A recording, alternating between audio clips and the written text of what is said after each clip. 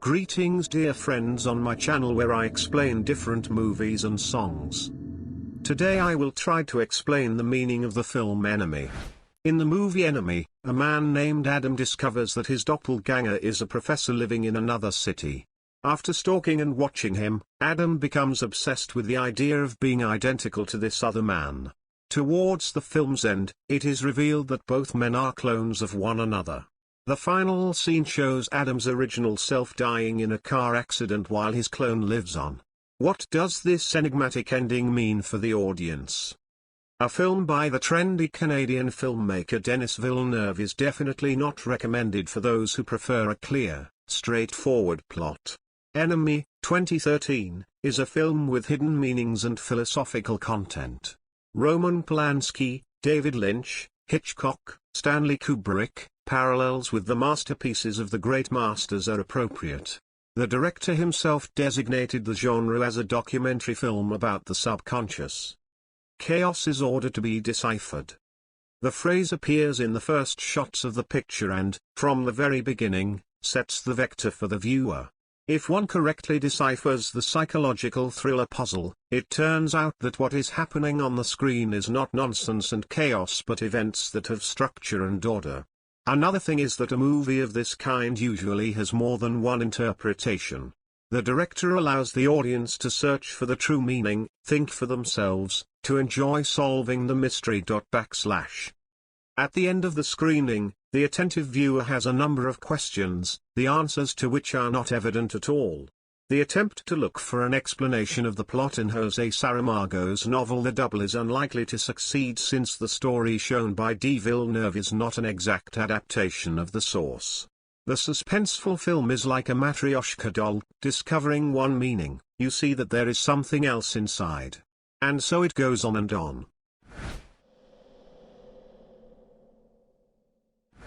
This question is easier to clarify, as an alternative version is unlikely. Most probably, the Freudian interpretation of the spider is played out in the film, a symbol of the maternal or generally feminine, instead of the image of an angry woman mother. The spider, or more accurately, the spider-woman, lures him into her web/non-freedom. For Adam, the spider-woman is first of all his mother, then his wife, the mother-to-be. Other women and the metropolis are also similar to the spider in Adam's eyes, dangerous, controlling every step, depriving him of his freedom.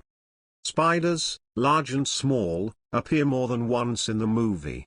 A spider on a platter at the club, the protagonist, entangled in the web of life's difficulties, has a subconscious desire to get on a platter a solution to all his problems.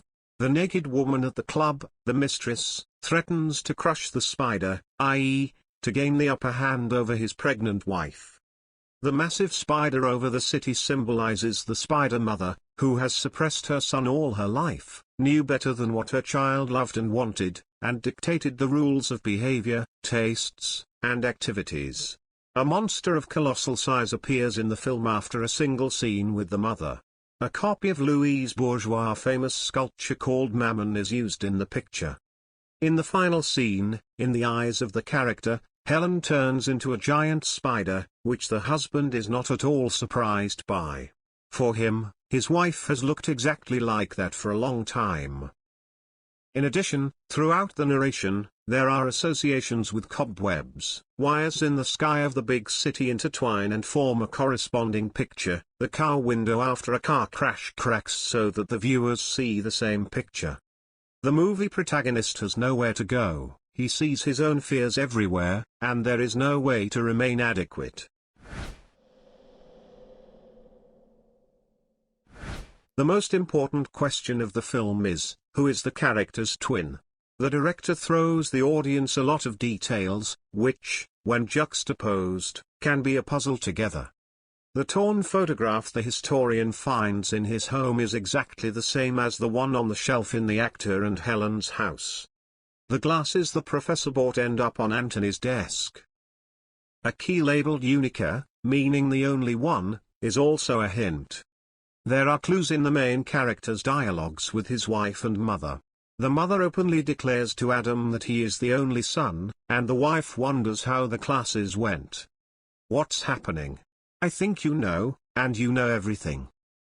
The conclusion suggests itself. The protagonist of the narrative is the same character, and Adam and Anthony are two different identities of the same person suffering from a dissociative disorder. Further transcriptions are no longer so unambiguous. For example, is Mary's mistress a fiction or a real woman? The underground club is more like a subconscious image, showing the character's repressed sexual desires. It is quite admissible that most of the story takes place only in the hero's sick imagination. The accident and Anthony's death with his mistress occur as Adam reconciles with his wife. The hero crosses his negative Mr. Hyde out of his life and agrees to return to his family, saying goodbye to his freedom. However, immediately there is the coveted key to the door to the secret club, but the temptation is still too great. The chronology of the film is non-linear. What is the sequence of what happens on the screen, and at what point does the split of the character's personality? The following chain of events is the most plausible. The wife's pregnancy provokes stress on the spouse, who is clearly not ready for such a turnaround. Fear of losing his freedom leads to his leaving home, a miserable new apartment, a mistress, his mother's words, "I don't understand how you can live like this." Then there is the car accident with the probable death of Mary, the injuries, the scar, and the mental pathology. If we consider the version that the mistress and the accident are only Adam's fantasies, the trigger of the madness can be considered the news of Helen's pregnancy. That's the period of pregnancy, that's how long Anthony hasn't shown up at the agency, and even the beard wasn't even there 6 months ago. Adam Bell, in his lectures, repeatedly suggests that all events in history tend to reoccur. And if the first time is a tragedy, the second time is a farce. The lecturer is a vivid illustration of his thesis. The unfaithful husband, who has returned to his pregnant wife after a series of trials, is still unable to calm down. Having found the key, he is ready to flee the house, repeating his own mistakes over and over again. Not for the first time does he see the resentful/angry Helen as an enormous spider not letting out of his web. There are relapses ahead, which will no longer be seen as a tragedy by the actors. The title of the film also implies several interpretations. In the context of the plot, the main character's enemy can be both woman as the overwhelming, hostile, and frightening beginning. In the eyes of Adam, she is enemy number one. The city, which entangles man with a network of wires like a spider's web. Adam/Anthony himself. The inadequate man is often the source of his own problems. The English proverb, "Be one's own enemy," is known in Russian as "you are your own enemy." And yet, the main enemy of any man is his fears. For Adam, family is associated with control and dictatorship, and he tries to avoid responsibility by all means.